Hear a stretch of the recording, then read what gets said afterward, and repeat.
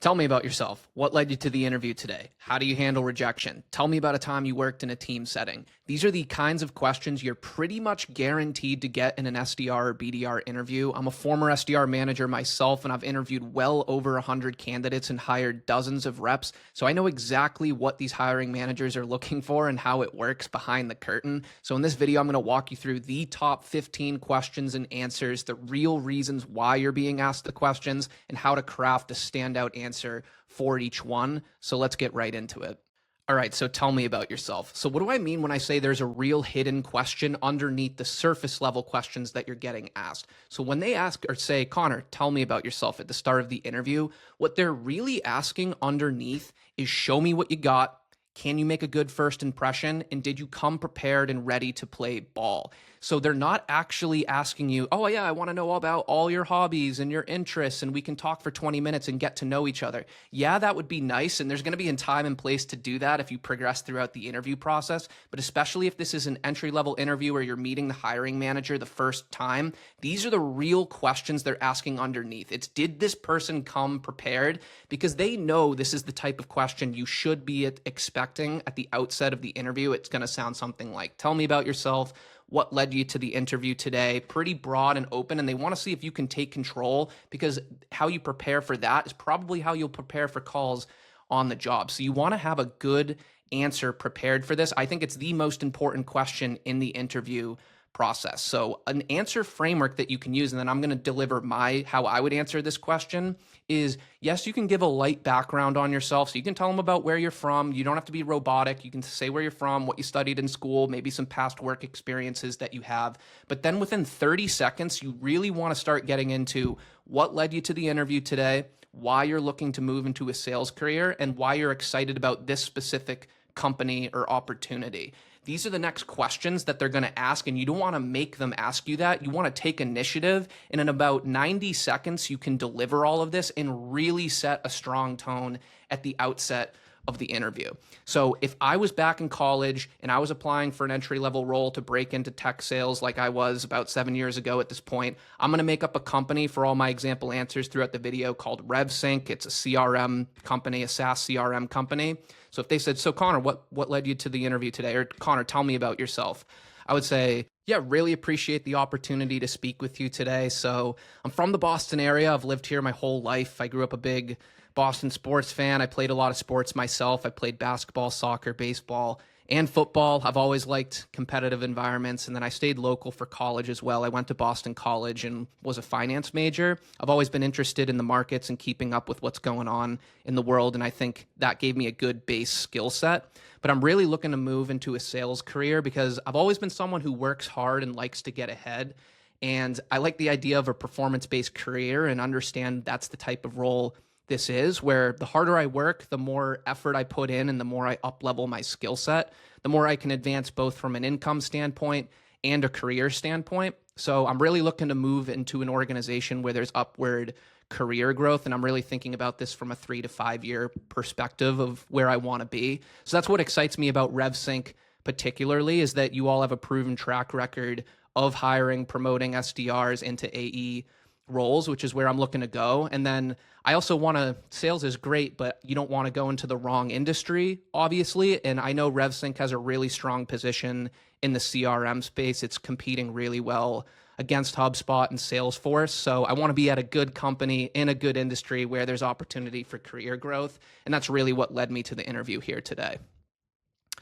So you can see how I took tell me about yourself, and I very lightly talked about, yeah, these are the sports I grew up playing. You can give them a flavor, like you want to be human, but I wanted to show, like, I get why I'm here right now, and I immediately pivoted into why I'm looking to move into a sales career particularly, and why I'm excited about RevSync in particular. And if you do this right, they'll be like, oh, they'll say, I appreciate all the detail that you shared, and you answered some of my next questions. So that's how you can set a really strong tone. And the great part about this is you can prepare for that. Like after this, you never know what questions they're going to ask. Tell me about a time you did this. They can throw curveballs, but this is one question that's entirely in your control. So you really want to make sure that you nail this one. So that kind of takes me into my next question, which I kind of answered the next couple questions I'm going to review in that initial answer. If you can, you want to answer all three of those in one. It's not always possible though, so you want to have real like specific answers prepared for why sales and why this company in particular. So if they really press, they might even ask you again. So you say you want to pivot into sales, you like the idea of a performance-based career. Can you tell me more about why you want to work in sales particularly? The real question underneath is, do you actually understand what this job entails? You say you want to go into sales, but do you actually get what a sales job and a sales career entails? Because a lot of people don't. You'd be surprised. They actually think when they're applying for SDR jobs, they think it's more of a consulting job. They don't get like the rejection. You got to stay on point every single day, how you have to time block and time manage, things like that. They want to understand, are you driven by the right kind of motivation? And will you last when the rejection and grind kicks in? So yes, surface level question, but there's real questions they're asking underneath. So I kind of did this in my last answer, but my answer framework for this is that you like the idea of a performance-based career, because this is what a sales career is. Generally, half your comp is going to be about base salary, and the other half is going to be earned through commission. Those together make your on-target earnings. And that's why people are drawn to sales careers, is because they don't like the idea of just having a 9 to 5, and no matter how good they do, they don't get any additional benefits or extra pay. Like that's what genuinely why I wanted to go into a sales career. I like to work hard, I like to get ahead, and I like to be able to earn more, have more upside because of that. So you want to show them you understand that this is a performance-based career. You like the idea that the harder you work, the more effort you put in, the more you up-level your skill set, the more you can advance both from an income standpoint and a career standpoint. I want to call this out particularly because a lot of people say, why do you want to go into sales? And trust me, I asked this question a lot, and the answers I got were, oh, I want to make a lot of money. And it's like, that's cool. We all are going into sales, like 99% of us, because we understand there's high income potential, but this is your chance to knock it out of the park. And you don't want to just be another rep that's just like, yeah, I want to make a lot of money. That can be a feature of your answer. So in here, yes, like when I was a manager, I wanted people who were hungry to make money, but I also wanted people who understood that it wasn't just about this SDR job here. Like the real way you make money is by promoting and moving into either management or an enterprise account executive role. So I made it a feature of my answer that I'm hungry to make more money, but I'm also thinking about this from a career and building a brand within their company long-term perspective. And then you want to communicate why your character strengths will make you successful in sales. So again, my answer to this would sound something like, so yeah, I've always been someone who likes to work hard and get ahead, whether that's school, sports, previous work experience. And I really like the idea of moving into a performance-based career, which I understand this would be. So it's really that idea that the harder I work, the more effort I put in, and the more I up-level my skill set, the more I can advance both from an income standpoint and a career standpoint, which is really important to me because I'm really thinking about this from a 3 to 5 year outlook. My goal would be to come in and master the SDR skills, but then progress my career as an account executive. So I just know I'm going to be that person because it's how I operate in school and sports that's going to show up early, work late. Hard work's always been my base. And then I know I'm someone who likes to try things, get feedback, fail fast, and I consider myself coachable. So we can go into that, and that's why I think I'd be successful in a sales career, but curious to hear your feedback. So that's an example of how you can apply the framework. You can make it your own based on your real experience. But if you do that right, a lot of times they'll get really excited and just start engaging with you there, and kind of it takes them back to when they first got into a sales career, because a lot of these people, they lose a little bit of that fire once they're in the career, and they forget like, oh yeah, I forget what it was like to be just hungry and entering the industry. Like that's exactly how I was. And you can almost remind them of themselves a little bit. So last question on this. All three of these I almost put in the same category. These first three, tell me about yourself, why sales, why this specific company. So they might dig in a little bit more as to, so why RevSync? Like, why do you want to work for this specific company? There's lots of, I get that you want to work in tech or whatever industry it is, but why this company in particular. And again, the real hidden question underneath is, are you actually excited about this opportunity, or was this just a resume you blasted out, you sprayed and prayed, and we happened to give you an interview? Because we have a lot of candidates and they want people who are actually, they know what they're getting into and why they want to work for RevSync in this case. Did you actually do research, or again, are you just spraying your resume out? And then this again signals how you're going to research and prepare for calls. If you were to cold call someone or set up a meeting and kick off the call, this kind of signals how they prepare for this type of question is how they're going to prepare on the actual job. So the answer framework is, let them know once you decided on a sales career, your next step was you wanted to look for the best opportunities in the best industries to build your career. So first you started researching for the right industry that you wanted to work in. And once you identified that, the right company or organization within that industry. And then that's why you're excited, one, about the industry as a whole and why you believe XYZ company is positioned well. So in the RevSync example, you can kind of tie that into your previous answer about why you're excited about sales. So you can say something like, so first, yeah, I decided I wanted to go into sales because I like this idea of a performance-based career. And then it became, what industry do I want to sell in? Because I want to work in an industry that's prime for growth and has a long runway of growth ahead of it. And I very quickly came across the SaaS tech sales industry and then the CRM space in particular. I know there's a long runway of growth in CRM. There's a lot of companies that are still operating with either manual processes, spreadsheets, Excel, or some basic tools. And I can see that this is a big pie. And then it became about what are the best opportunities or companies within that industry. And I very quickly came across RevSync because of how you're competing against Salesforce and HubSpot and how you're going after this part of the market. I was actually listening to one of the fireside chats from the CEO and some of the most recent earnings calls, and I know you guys are growing at XYZ and launching these products. So it's an exciting organization. It's one I want to be a part of. I know I can grow my career here, and that's really what led me to the opportunity at RevSync today. So I started riffing off a little bit. So what you want to do is first, remind them, first decision was I want to go into sales. Then it was, what industry do I want to be a part of? Let them know. You're basically signaling under the hood, here's all the research I did. I understand the space that RevSync is in. I understand how they compete against your top competitors. You can almost show off a little, and you should do this and go to their website, go to their investor relations page, watch a 30-minute interview of the CEO talking, read their most recent investor relations deck, and you can just say, yeah, I was going through that. I really like the space that you're in. I think you're positioned well. Here's my understanding so far. And you can get their feedback on it. But this is so much better than a lot of the fluffy answers where it's just like, yeah, it's a great company. I've heard good things. I've talked to a few people.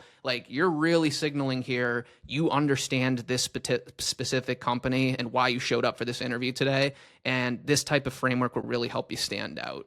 Now, another important question, and this might seem so obvious, but you would be shocked. These are the types of questions that you'll really hurt yourself if you don't have good answers prepared. You might think, oh yeah, I get what the SDR BDR role is, but then when you get asked, you're like, you freeze up a little bit. So they're going to ask you, what is your, so you want to, I get why you want to go into sales, why you want to work at RevSync in particular. What is your understanding of the SDR role? And the real question they're asking under the hood is, do you actually know what you're signing up for here? Can you clearly articulate what the role is and isn't? And are you prepared for the types of things that make this job difficult? The consistent volume, the consistent grind, the consistent rejection you're going to have to face. Because again, I promise you, there's a lot of people who come in and they think this is either a consulting job or a marketing job, or they're just like, yeah, I just like to talk to people. I've always been an extrovert. And that's their answer of why they want to go and move into an SDR role. And they're like, yeah, so I'll probably be setting up meetings and talking to people. But you can tell they don't really understand what the grind is. So the answer framework you want to use for this is share the research you've done. If you're on this channel, you probably have a good idea already, hopefully, of what an SDR BDR is. So show you've done your research on the role, the specific position at this organization, and that you carefully read the job description too. So your answer can sound something like, yeah, so based on the research I've done and carefully going through the job description, my understanding is that I would be coming in and assigned a territory. I would probably be working with either 2 or 3 account executives and meeting with them on a weekly basis to plan and manage the territory, decide what accounts to go after, put together messaging, and make a lot of cold calls, emails, LinkedIn messaging. I understand my job would be to set meetings, and the KPIs that were laid out in the job description I saw were make 50 dials a day, 25 emails a day, and that I would be measured on opportunities generated, meetings set, and the amount of pipeline associated with those opportunities. So yeah, that's my understanding is that I would be coming in, have an assigned territory, support account executives, obviously work with you and my team and the extended team to really set meetings with our ideal customer profiles and try and convert as many of those meetings into opportunities as we can and grow pipeline for the organization. If you say something like that, you're ahead of the game.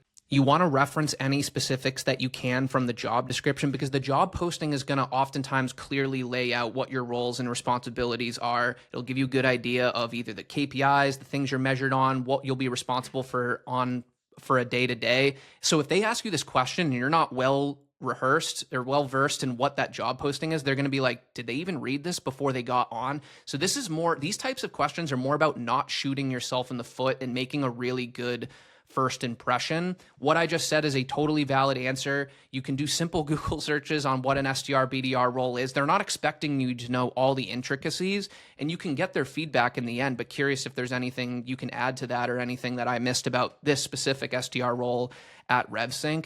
But you want to have a good, concise answer for what is the SDR BDR role, because if you don't, they're going to hold that against you in their head. So again, everything up until this point has been primarily, let me get down here, has been primarily what I would call intro and mindset-based questions. They're almost getting a gauge of like, is this person serious? Are they motivated? Do they understand what a sales career is? Have they done research? That's the most important part, what I just covered. Now is where we get to start to get into some of the trickier questions that tend to throw people off. But if you don't have those basics down, everything after this point, I don't want to say is meaningless, but you're better off just focusing on those first few questions that we just covered up to this point. So let's go over a behavioral question. So this question will either get asked directly, like, can you tell me about your 3 best strengths? And then separately, they'll ask after for what's your greatest weakness that you're working on? Or it can come in the form of why do you think you'll be a good fit for the role? Or why do you think you'll be successful in sales? And the real question they're asking underneath is, are you self-aware and are you coachable? So a lot of the questions I've asked up to this point are more around hard work and mindset. Now they're getting into coachability because these hiring managers, that is their job, is they're essentially full-time coaches. So do you know where your blind spots are and are you doing something about them? Do you actually believe and understand why you'll be successful in sales? So I'm going to give you a cheat sheet, some good strength options to name, and you want to have a good example of a story prepared for each individual one. I'd say pick 3 is that you're a hard worker, you're coachable, you're a team player, you're adaptable, you're ambitious, you're curious, or you're organized or have a good ability to compartmentalize. Any of these will be good character strengths that they're looking for. I think these first 3 are the easiest. These are the ones I usually recommend to people. Tell people you're a hard worker, you're coachable, and you're a team player. If you're a manager and you're hiring someone who's going to grind every day, who's going to take your feedback and apply it, and then when they apply it and start having success with it, they're going to make their whole team and the whole organization better. I just think that's a slam dunk candidate. So pick 3, the ones you're most comfortable speaking to, that you have good stories on, and share why they will serve you well in the SDR role. And then for your weakness, be genuine. Don't give one of those weaknesses where it's like, oh, sometimes people tell me I'm a workaholic and I just like to work so hard, and sometimes I just get too carried away and I have to learn to dial it back a little bit. Like, you don't want to give a weakness like that. Be genuine, share a weakness. I'll share mine in a second. And then most importantly, share what you're doing to proactively overcome this weekend. So for strengths, I would pick those first 3 and say, I'm someone who, as I've said, I work hard. That is my base. When everything else is going wrong, I know I can show up, work hard, control what I can control, and I know I'm going to be that rep that shows up early, stays late, does what it takes. I'm competitive and want to blow out my number. I'm going to show up every day to do that, regardless of how I feel. Another good strength of mine is that I consider myself very coachable. I know the quickest way to learn is not just through sheer trial and error, but to first go to the people like you, the top SDRs, my account executives, people who have a proven track record of success, and get a sense of what's worked for them and model after them. I know sales is one of those careers where it's at plagiarism's okay. It's actually smart to go to the top performers and use what they've been using and adapt it and make it your own. And I'm always someone who's looking for good feedback and good coaching, and I try and apply it as quickly as possible. And then lastly, I would say I'm a team player. I know when I come in, my first focus is just going to be mastering this SDR role and really learning the skill set. But I'm the type of person, when someone's working for me, I know that there's more than enough room for everyone to succeed in a sales org. Yeah, there's a competitive nature, but I like to help out my teammates, the organization. If something's working for me, I like to share it with the org and help other people share in the success. So that would be my goal coming in, is to work hard, take feedback and apply it as quickly as possible, and then help make your team and the whole organization better. And that's good for strengths. And my answer for weaknesses would sound something like, I'm someone who always likes to be fully prepared, work hard and plan in advance before diving in and just attacking. It's how I operate in school. If I get an essay or something, I like to plan. If it's a 5-page essay, I like to plan out each body of paragraph, how I'm going to structure it, and then attack it. And I know sometimes, and especially in a sales role, it's important to just be able to not overthink, not get analysis paralysis, and pick up the phone, rip dials, make emails, things like that. So coming in, I know I'm going to have that tendency to want to plan and be fully prepared before every cold call. So my way of overcoming that is I'm going to do all of that in advance. Like when I'm showing up early and staying late, that's what I'm going to be doing, is building my list, creating my scripts and my templates in advance, so that when I'm actually on the job, I can just focus on ripping those dials and making emails, because I know that's really important in the SDR role. And it's something I'm aware of and will obviously be actively working on if I was to start it as an SDR here. So that's an example of a genuine weakness where it's true. Like, I'm not the type of person who can just wing it and like you hand me a phone and just say what comes to my mind. That's not how I sell. I sell by doing the preparation. You've probably heard me reference that coil the spring methodology in advance, and then that allows me to just rip the dials and make the emails. So that's an example for weaknesses. Be genuine, share a weakness, but then let them know you have the self-awareness in what you're doing to proactively prepare yourself and overcome this weakness. That's what they're looking for in this type of question here. Next one is, how do you handle rejection or failure? So what's the real question? The real question is, will you last in a role where no is the default response that you get most of the time? A lot of people aren't used to this. Do you take rejection personally, or do you try and learn from it? Can you bounce back quickly, and can you stay motivated while you're getting rejected? So an answer framework to this question is, acknowledge the rejection and failure is normal, something you faced many times. It's expected, and it's a necessary part of mastering any skill. You got to overcome rejection. And then when you face it, you first detach yourself from the rejection and try to extract the lesson so that you can make the right adjustments. It's a necessary and unavoidable part of growth. And then finish by sharing your understanding of handling rejection, of why handling rejection and failure is critical to succeeding in sales. And then optional, and you should have a story prepared for this, about a time you either came up short or failed in the past or faced rejection, how you took the feedback and applied it moving forward. Because another variation of this question will just be straight that. It'll just say, tell me about a time you faced rejection or failure and how you handled it and moved forward. So if I got asked this question, I mean, I pretty much wrote out how I would respond to it, but I would say, yeah, rejection and failure is something I've faced a lot in my life, whether it's school, sports, trying out for sports teams. I can go into any specific examples you've liked, because lots of times in my life I've had to receive and take tough feedback, but I've always used it as an opportunity to apply it and grow and become better moving forward. So whenever I face it, I just first try and detach myself. I don't take it personally. I don't view it as rejection. I more view it as, what lesson can I learn from this? How can I take this feedback and apply it and make the right adjustments? I pretty much just view it as a necessary and unavoidable part of growth. You're never going to be a master or make no mistakes anytime you start trying something new. So you know rejection's coming. So what all you can do is take it, apply it, and use it as a feedback mechanism to grow. So, and I know in sales that this is important, because by default, no is the answer. I know I'm going to make cold calls. I know I'm going to get a lot of no's. I almost view it like baseball, where the best baseball players bat 300, but they go back to the dugout with their head down 7 times out of 10, but that doesn't stop them. They're always just looking for little areas they can improve at the margin, and that's how I'm going to approach the sales role as well. I know there's going to be rejection. I know there's going to be failure, but it's my job to take the feedback, apply it, and use it as an opportunity to grow. And then from there, you want to have a story prepared just in case about a time you did that, whether it was trying out for a sports team and you didn't make the cut, or you didn't get the grade you wanted on a project, things like that, how you took the feedback, applied it, and became better moving forward. So that's that one. Another behavioral type question. Tell me about a time you overcame a setback. So this is on a similar topic, overcame a setback and moved forward. And the real question they're asking is, can you stay calm and resourceful when things go wrong? Because they naturally will in sales. You'll have tough quarters, tough months, things like that, even though you're doing the right things. Do you take ownership when this happens and try and figure out how to move forward, or do you start pointing fingers? Are you resilient and someone who pushes through challenges to deliver on your results? And in sales, that's going to be your quota. So the answer framework, this is one you can use for any story or tell me about a time type question, is the STAR framework. So it stands for situation, task, action, result. So tell me about a time you overcame a setback. You want to have a situation where you faced the setback, what the task was, what you did to push past it, and then the result coming out of it. And then you want to finish by sharing how you'll take this a lesson and apply it to the SDR, BDR role where setbacks and challenges are very common.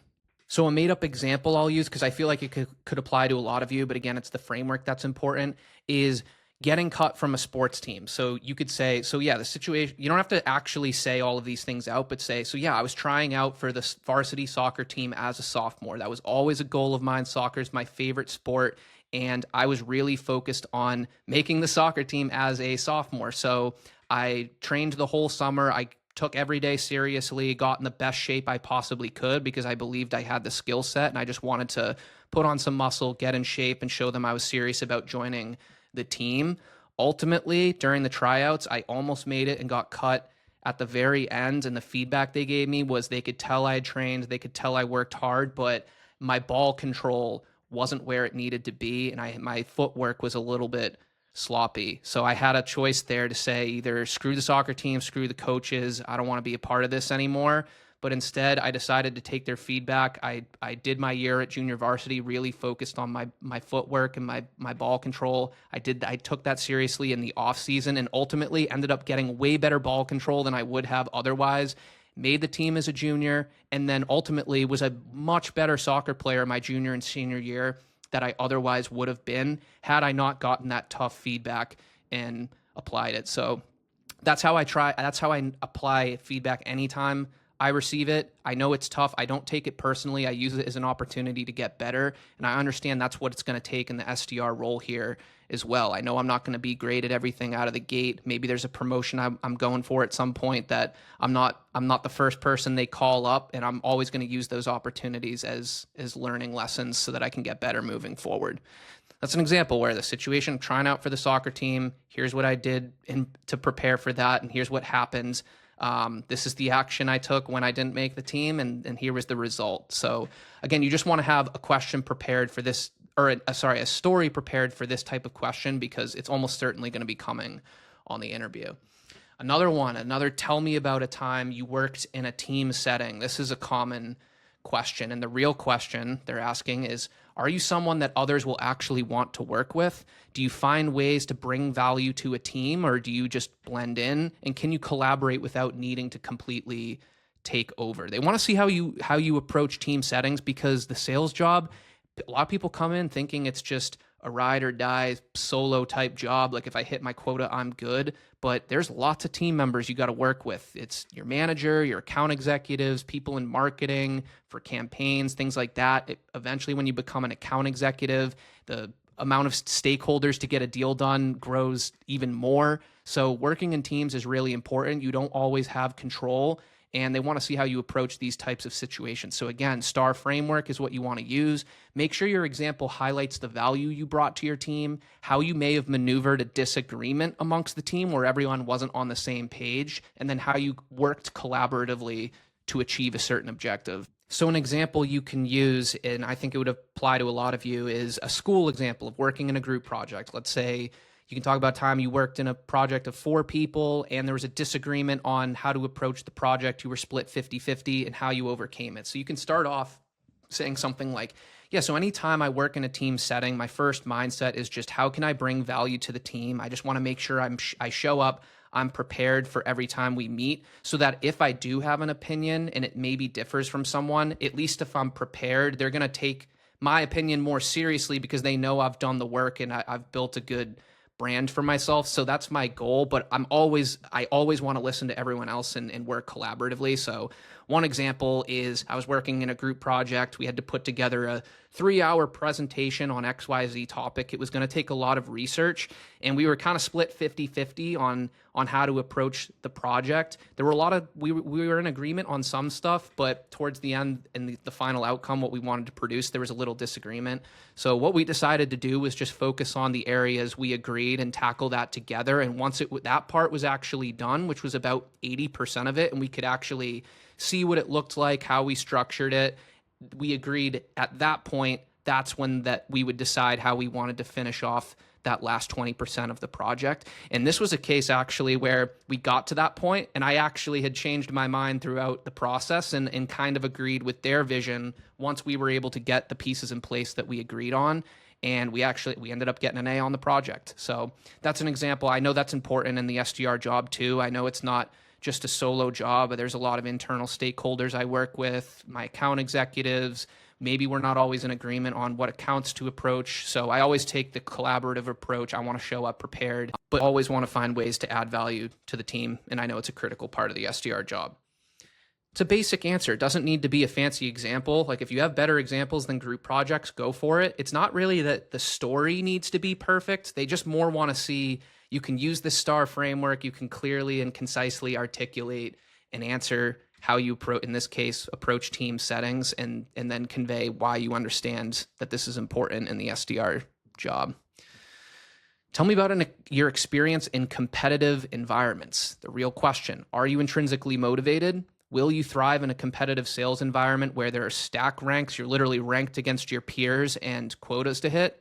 And simply, do you want to be the best? Like, is this the type of environment that will suit you well? So some good answer frameworks, some good topics you can use are sports, schools, clubs, work experience, fitness. If you've ever followed a workout routine or lost a bunch of weight or put on a bunch of muscle, whatever it is, you can talk about how you enjoy competitive environments and that it motivates you to perform your absolute best. You want to emphasize that your focus is on controlling what you can control and performing to the best of your ability. It's that you're competitive, but you also like to have fun in the process, and that while you're competitive, you also think there's more than enough room for everyone to succeed. It's not a zero-sum game, and that the real competition, and that's like a funny thing. I get the real competition is HubSpot or Salesforce in this case, not my internal peers. So for an answer, you can really pick whatever topic speaks to you. Like again, all these are good topics: sports, school, fitness. Like let's take fitness for example. You could say something like, I'm super competitive. I love to compete. One area where I am in a competitive environment almost every day is when I go to the gym. I have a lot of friends in there, but I want to be the one putting up the most weight or hitting the workout class, like getting the best time on whatever it is. And I focus on controlling what I can control and performing to the best of my ability. And I have fun with everyone I work with, but I want to win when I go in there. But I also realize it's not just about me. There's more than, I want everyone to succeed as well. There's more than enough room for someone else to put up more weight than me. And part of what makes it fun and why I like that environment so much is, yes, we're competitive, but we're also all helping each other out, trying to motivate each other. And that's the type of culture I'm trying to bring to a sales organization. Is I'm going to come in, I'm going to be the hardest worker. I want to be number one, but I'm going to control what I can control, do the best that I can. And when something's working for me, I get that this isn't a zero-sum game and that there's more than enough room for everyone to win. And I'm going to help out other people any way I can if there's things that are working for me. So that's a basic example, but you basically want to signal that you like competitive environments, that you're a competitive person, but that you also are going to bring a good culture of, yeah, I'm going to be competitive and thrive in a competitive culture, but I know there's more than enough room for everyone to succeed. And I just want to have a good, positive, competitive winning culture. And that's what I want to bring to your organization. All right. So now let's get into coachability and growth questions. So beyond the behavioral questions. So here's a common question you may get asked is, how do you like to receive feedback? And or why is feedback important? And the real question they're asking is, are you coachable? Will you apply feedback when it's given? Do you have a growth mindset? So The answer framework is to tell them you seek it out whenever possible, and that you understand the quickest way to improve and grow is to learn from the people who have a proven track record of success and have been in your shoes before. And that's the fastest way to ramp up and be successful and roll. So you like to come with a plan, you want feedback on your plan, and then you want to execute on that feedback and report back and repeat the process. So while you seek feedback, you're not just sitting around and waiting for it. You're someone who brings something to the table, and that's what you'll do with them, whoever you're speaking to, the manager, and with your AEs as well. So this is an important question because this is the manager's whole job. Like if they hire you on your team, this is what they're going to be doing with you for the next 12, 18, 24 months is giving you feedback, hoping that you apply it, and then coming back to them. So if they know you have the right attitude and maybe they think you're a little raw from a sales standpoint, which is fine, if they believe that you're hungry, you're coachable, and you're going to take their feedback, you're going to be a really attractive candidate in their eyes. So if I got asked this question, how do you like to receive feedback and why is it important? I would say something like, well, first, feedback's important and it's what I'm looking for coming into a role like this, because I know I'm going to come in and there's going to be a lot for me to learn. I'm going to be making mistakes, and I want people like you and my account executives and other tenured senior SDRs in the org to point out the areas I can improve, because that's the quickest way to learn and get better and ultimately ramp and roll. If you don't receive feedback, it's hard to figure out on your own what's going on. And you can through trial and error, but you can really accelerate the process through feedback. And I know that's an important part of your job and why I'm looking for a good coach. And I'm the type of person who takes feedback and applies it. So the way I like to receive feedback is I like to receive it as much as often anywhere where there's opportunity. But if we're meeting on a weekly basis or anything like that, I like to come first with a plan and not just expect you to give me feedback and tell me what to do. I like to put as much thought into it as I can, come with a plan for how I'm going to attack the week or the territory, and then receive your feedback on that plan. I know that's an important part of the job, whether it's meeting with you or my account executives, that I want to come with a plan first, put in the upfront work and show them I brought something to the table, get their feedback on it to course correct, and then apply that feedback and report back the next week. So that's kind of the cycle I like, is to come with a plan, take the feedback, implement it, and then repeat the process. And it's kind of a circle and a cycle that I follow. And I know it's an important part of the job and what I'm looking to do as I start as an SDR in this organization. Something like that. Really, this is just really important to them.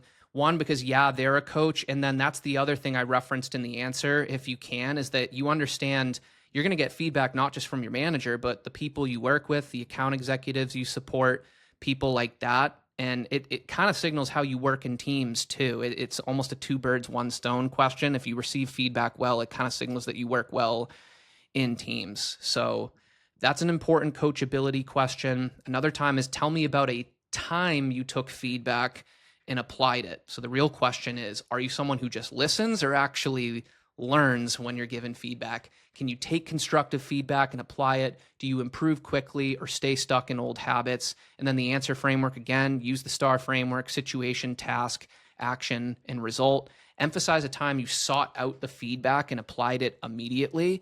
And then try and use an example that wasn't an easy fix, one where you really had to persevere and overcome adversity if you can. So answers for this, you can honestly use a similar example that I did earlier in the video regarding the soccer tryouts or trying out for a sports team, getting cut, and then applying the feedback and making the team the next year. Other examples I've heard are people talking again about group projects, or it could be a work situation, maybe previous work experience where you were working on a project that was a 3-month project and you were working hard on it. And about 1 month in, you showed your progress to your boss and they told you, you are way off here. You have to start from scratch. And your first reaction was to just throw your hands up and say why. You put in so much work, you thought you were on the right path, and now you're starting from zero. But ultimately, you took it, you applied it, you know that they're the expert in the space who's been doing this, and they're pointing you in the right direction. You used it as a learning experience, and then the final outcome was way better than the direction you were currently on. So this is an important one to just have you want to be able to share why feedback is important to you and why you seek it out, and then have a good example of how you took feedback, applied it, and what the outcome was using the STAR framework. Another question you might get asked, and you can signal this in your tell me about yourself answer, why sales. Like you can see it in those early answers, I'm almost already answering a lot of these questions proactively, but they'll say something like, where do you see yourself in 1 to 2 years? It could be 3 to 5. And the real question they're asking is, are you committed to growth within this organization, or are you just testing the waters or using this as a stepping stone? Are your goals aligned with the SDR to account executive path? Are you ambitious but realistic? They kind of want to see, are you thinking long term here? And also, I see this a lot where people get hired. When I was a manager, people get hired for an SDR role, and within 2 months, they're already asking, so what about other opportunities within the company in like marketing or sales operations? And it's like, oh boy, how did we miss so bad here? Like if you're already hearing that and they're barely out of training yet, you want to make sure they understand what the next role is and the next role after that, and that they're actually in alignment with progressing down a sales career. So your answer framework is that you're someone who's thinking about your career long term, and that's why you're excited about this specific opportunity at this company. So your answer framework you can use is that you're someone who's thinking about your career long term, and that's why you're excited about this specific opportunity at this specific company that you believe is positioned very well. That your goal is to come in and master the skills that are required for the SDR role and naturally promote to account executive when the time is right. You understand that the SDR role is about mastering the front end of the sales cycle. So things like territory management, planning, prospecting, pipeline generation, getting familiar with the company, working internally, et cetera. And once you've done so, taking that next step to account executive to build on your SDR skills and run full sales cycles is where you want to go next. And ultimately, even in that AE role, your goal would be to master the skills to a point where other AEs are seeking your advice so that you could coach others. And that's the natural way to promote. But your immediate focus is on mastering the fundamentals of the SDR role and being a top performer. So that's essentially what my answer would sound like, is that in 1 to 2 years, I want to be an account executive, and I'm honestly thinking about this 3 to 5 years out. I want to move to mid-market and enterprise, and I could even see myself in a management job, but I'm obviously not getting ahead of myself. My goal right now is to come in and just master this SDR role, master those skill sets at the front end of the sales cycle, so territory planning, territory management, working with my team, prospecting, pipeline generation, and once I have that down second nature, I know that's when I'll be ready to move to the account executive role, where I want to learn more full sales cycle closing skills and do the same thing in that role and master the skill set to that role, where I could either have the option to become a manager or move into an enterprise account executive role. So that's how I'm thinking about it, and how I approach each role is to just go in and master the skill set to the point where I naturally promote. I know it wouldn't be 1 to 2 years, but I've always liked coaching other people and helping other people out. I could see myself moving into a management role down the line, but really these first 1 to 2, even 3 years, I really want to master the SDR role and then master the account executive role as well.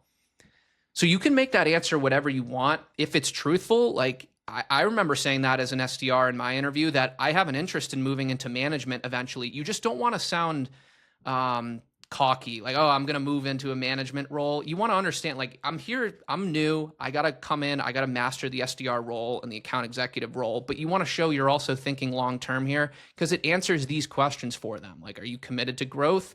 Or are you just testing the waters? Do your goals actually align with the sales track that they prefer the SDRs to go down? Are you ambitious but realistic? That's an example of how to approach that type of question. And then lastly, we have some more technical sales skill related questions. So they want to get an idea of how you think with some of these questions. How would you go about managing and organizing a territory? They might ask you a question like that. So the real question is, how do you think? Do you ask the right questions? What's your thought process? Do you have a plan, or do you just wing it? Are you proactive and organized? The answer framework you can use, you'll hear it when I deliver my answer, is the coiling of the spring. I talk about that a lot on my channel. Identifying low-hanging fruit first, working with your account executive, identifying your top ICPs, and then making all of your lists up front, creating the email templates, call scripts, etc. So if I got asked this, how would you go about managing and organizing my territory? First, you could ask clarifying questions like, so what does my territory look like? How many accounts does it have? Are these existing customers, or is it pure net new customers? Are there any inbound leads? And it's okay to ask these types of questions. You don't want to overdo it, but it shows your thought process. Like, what does my territory look like? And they'll be impressed with something like that. And then I would talk about the order of operations of how I would approach everything. So first, I would identify low-hanging fruit. So look in the system for past opportunities, opportunities that may have stalled, warm leads. If there's low-hanging fruit to go after, I'm going to identify that low-hanging fruit and start there. Then I'm going to be working with my account executive to identify strategic target accounts to go after and working closely with them, meeting with them on a weekly basis. And that's going to be a continuous process. And then from there, I want to coil the spring and do a lot of the heavy lifting up front and come each day with a plan. So I want to identify my top ICPs, my ideal customer profiles. So what are their job titles, departments, industries, buying triggers? If you have an idea, like at RevSync, I know we go after VPs of sales, people in sales leadership, marketing leadership. I know we play well in retail and manufacturing. And here are some of the buying triggers I'm familiar with, et cetera. So then I would make lists up front of the top accounts I've reviewed, the low-hanging fruit, all of those ICPs, and then I would create email templates and call scripts in advance, as well as LinkedIn messaging, so that after that's all set and I've built that base, then I can go after and create messaging for VPs of sales in retail or VPs of marketing in manufacturing, have my templates ready to go, and just really focus on execution. So that's how I'm thinking about it before actually getting in. So curious to hear your feedback and if there's any other ways you think I should be approaching a new territory. Something like that. Well, you don't even have to go in that much depth. You kind of just want to signal that you know how to compartmentalize, because you have a quota as an SDR and in sales, but there's an infinite amount of ways to hit that quota. There's no right answer. They'll probably say that, like, there's no right answer, but just how would you first start thinking about it? And you can just identify the low-hanging fruit, work closely with your team, start with your top job titles and personas that you tend to go after, do a lot of the heavy lifting up front. This is gonna blow them out of the water compared to most SDR answers they're used to getting in these types of interviews. And then something along the lines of, how would you prepare for a cold call? They might say something like that. So the real question is, do you know how to balance preparation with action? Are you going to get analysis paralysis and overthink it? And are you structured and process oriented? So your answer framework, you can acknowledge, you understand you'll never be fully prepared to cold call. So you'll leverage the information at your fingertips, but avoid the analysis paralysis. You'll pull up useful information that's in your CRM, their LinkedIn, and you understand their job title and persona so that you can be ready to understand their pain points and challenges and how your solution may align to those. So that's the framework. If I got asked, how would you prepare for a cold call? That's probably how I would start. I would say, I know you can never be fully prepared for a call. So my goal would be to leverage the information that's at my fingertips and have a process in place so that I'm as well equipped as I can going into every call. But I know you can't overthink cold calls. The goal that you set is 50 dials a day. In order to do that, you have to sometimes make cold calls off limited information. So my process would be to pull up information about the contact I'm calling and the account in our CRM and have that up. I want to pull up their LinkedIn to see if there's any useful tidbits about their specific experience or job responsibilities that would align well with RevSync. And then I want to understand what type of persona I'm calling to. Are they in sales or marketing? And how does RevSync apply to one persona versus another? And if I know all that, I can understand their pain points and their challenges and how RevSync may align to those, and be as well equipped as I can and be prepared for the cold call, but be ready to change my thesis based on how that call is going. So really what you're signaling is that you have an idea of what your process could look like. Again, you could ask them for their feedback on that. And if there's anything they'd recommend at the end, it signals your coachability and that you like feedback. But you want to signal, yes, I have a process, but I'm not going to get analysis paralysis and overthink. I'm going to balance preparation with action in that answer. And then how would you structure your day to hit activity goals?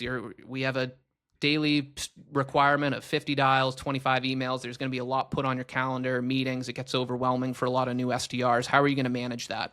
The real question, are you disciplined, structured, and process-oriented? Can you manage time without needing your hand held and being told what to do? And do you treat sales like a system, or do you just kind of wing it? So the answer framework you can use is talk about time blocking, aligning your activity with peak hours, completing your higher leverage tasks first while your energy is high, protecting your time and avoiding busy work. And then you can share a brief example of how you already do this in school, work, family, etc. So they asked, how do you think you'd structure your day to hit these pretty ambitious activity goals? You can say, well, first thing I know I'm going to do, because it's something I do right now in school or with work, is block my calendar off. I like to color code my calendar. So I want to make sure I have undisputed time for prospecting and make sure I'm hitting those important activities and leaving time for those every single day. So cold calling, emailing, LinkedIn, preparing my list for the next day, things like that. I'd also want to be aligning this activity with peak hours. From my research, I understand that the best time of day to prospect can be early in the morning and end of day. So those are 2 time blocks I'll definitely have set for prospecting. And obviously I'll be prospecting throughout the middle as well, but those are 2 I definitely want to be ready and prepared for. Every day too, I want to make sure when my energy's high, and this is how I approach it in school and in sports right now, is getting the most important high leverage task done first. So in this job, it will probably be prospecting. While my energy's high, I want to make sure I'm getting those dials in and the emails done, the really important tasks that are going to get me to my number. And then I want to protect my time too and make sure I'm not just filling my calendar with busy work. And that's how the time blocking really helps me. It makes me make sure I'm focused on just the most important tasks every single day. And an example where I do this now is in school, where I play sports. I'm in clubs. I have a lot of classes I need to attend. My day can get pretty hectic. So I block time to make sure like I am going to do homework or a group project during this block. I have it on my calendar. I get the notifications, and it's just a good way for me to stay organized. And I'm going to use the same structure as an SDR if I was to join as an SDR at RevSync. So an answer like that signals that you understand the sales and SDR job is hectic. There's a lot you have to get done every day. Not every day is going to look the same, but you have some sort of plan and idea. And again, there's no right answers here. They just want to see that you're thinking about it the right way. You understand some of the challenges you may face when you're starting an SDR job and how you're proactively thinking about it and how you're going to address it coming in. So hope you all got value out of this one. I'm out of breath. 15 questions and answers that you should feel pretty good going into an SDR interview if you're prepared for every one of these questions. If you want more hands-on guidance throughout this process, you can check out the links in the pinned comment and description below. To Tech Sales Ascension, we've literally helped well over 1,000 reps break into some of the top companies in the industry and guide them throughout the interview process. I'm a coach in there, so hope to see you in there. But with that, hope you got some value, and I will see you all on the next one.